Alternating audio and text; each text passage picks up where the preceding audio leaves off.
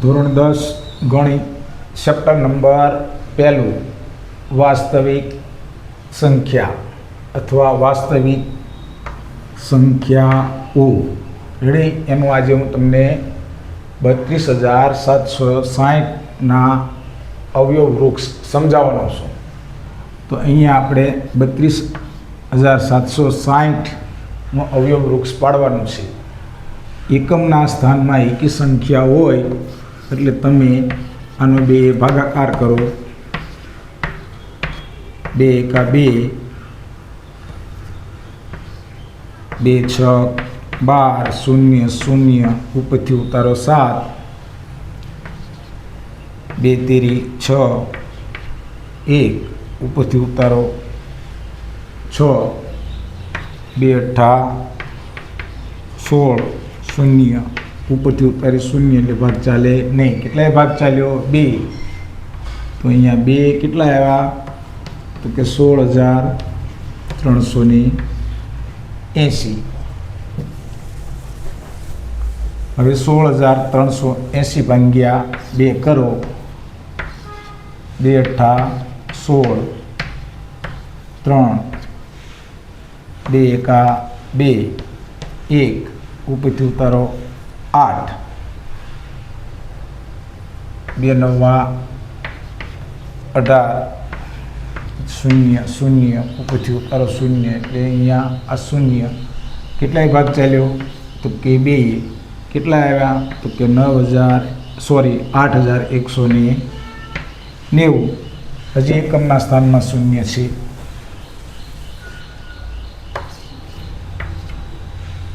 તો 2 ચોક 8, 0 ઉપરથી ઉતારો 1. જ્યારે તમે ઉપરથી એક સંખ્યા ઉતારો અને ભાગ ન ચાલે અને બીજી સંખ્યા જ્યારે ઉતારવાની આવે ત્યારે અહીંયા 0 મૂકવાની. કે 2 9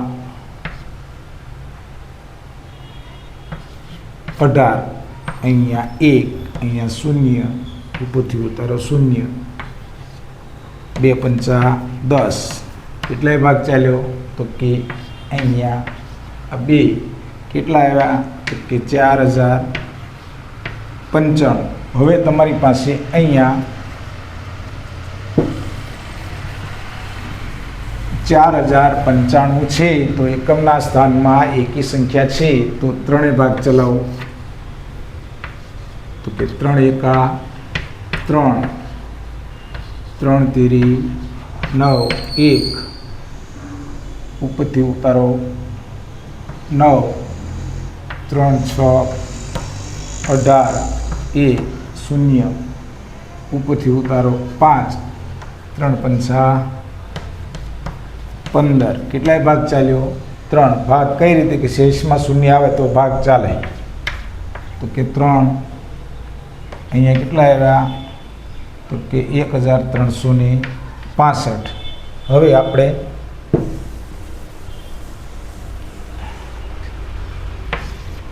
1,365 ભાગ્યા 3 કરો. તો કે 3 ચોક 12, 1